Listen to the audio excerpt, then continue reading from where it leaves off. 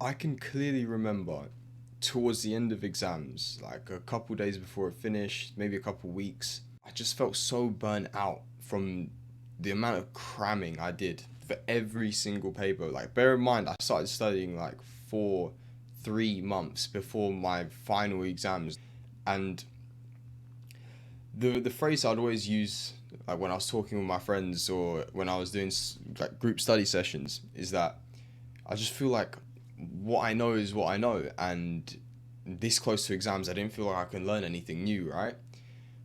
But now looking back at it, it was sort of like an excuse to the point where I knew I didn't want to study anymore because I was so burnt out. And I'm sure a lot of you have had this where you've been doing something consistently for a while, and then all of a sudden, like it's like you're hitting a brick wall. Like it's just so hard to keep going. I'm gonna share with you today what really helped me get past this and what I do now in other parts of my life to make sure that I don't hit this brick wall again. My name is Nikia, and I help young guys on their journey to reach their sporting and academic goals through self improvement. If this sounds like a community for you, make sure you like and subscribe. It's a win win for the both of us.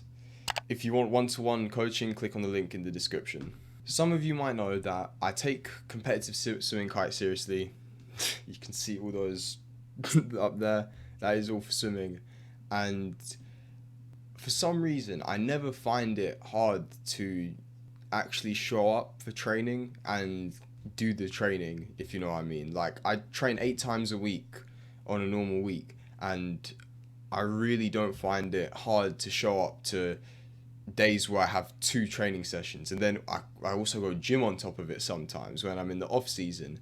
And it's really not difficult for me, not only because I enjoy it, but because it's been a habit. I've been training that many times since like 5 years ago, not eight, but 6, 7, 8. And after about 6 times a week, after you're doing something every day, it's not that hard to just add it in again towards the end of the day.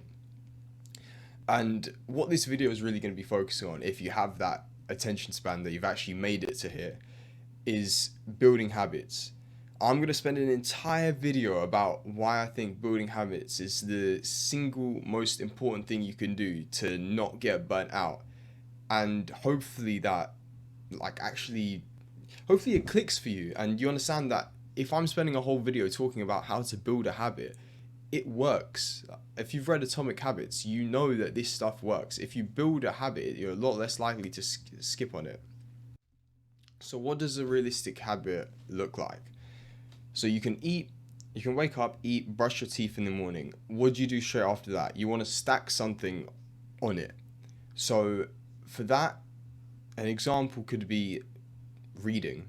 Yeah? Literally, ooh, back there, reading. Stack it on top of anything that you do in the morning. Make sure it's the first thing you do. You can have a morning routine. I've got a little sheet up there that tells me everything that I need to be doing, and I can stack things onto that to make it a lot easier for me to remember to actually do those things.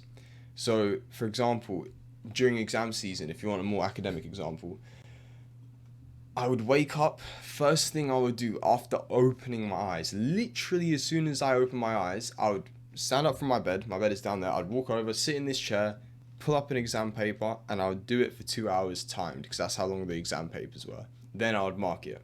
At the start of most days, I managed to do that, and obviously this started slow. At the start I made myself do 1 paper a week. That is easy. Anyone could do that. Realistically, it takes again 2.5 hours to do the paper, mark it. Even quicker if you finish the paper earlier and decide that you're done. But that habit that I started doing at the start of exam season allowed me to push myself further and further, and then I started doing 2 a week, then 3 a week, and I capped out to 3 a week because I'd do the same questions from the last or the yesterday paper that I did bad on or half or less marks on. I'd redo them that next day, and that would sort of be like an easy training day.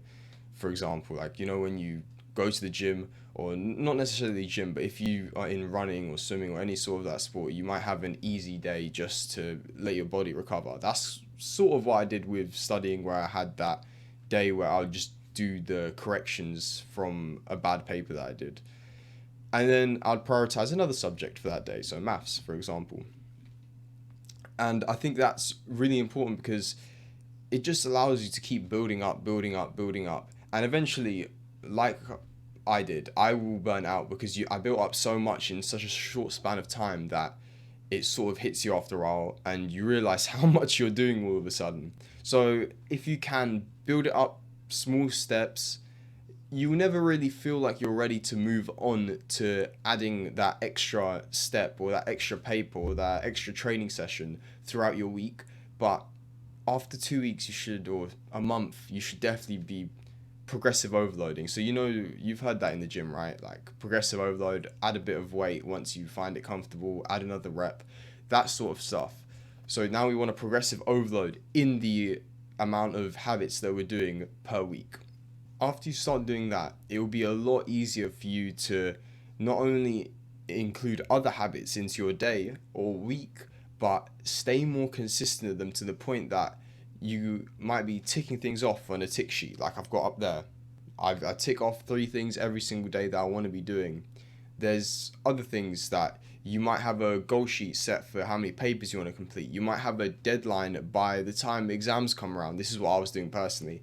By the time exams come around, you want to finish every single past paper that's in your exam board, for example. I know for biology, I did every single paper minimum twice because I redid them or redid the second half the closer it came to exams.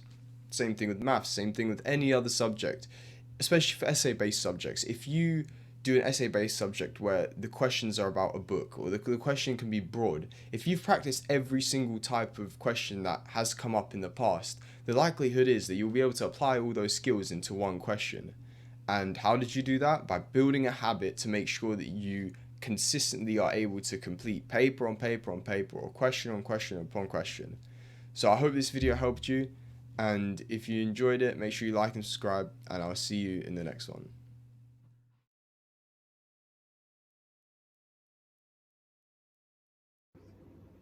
So, what does a realistic example of this look like?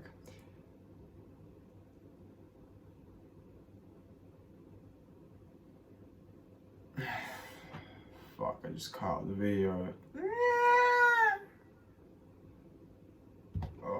Aiden, good luck blending this together. I'm so sorry. I'm gonna start recording now.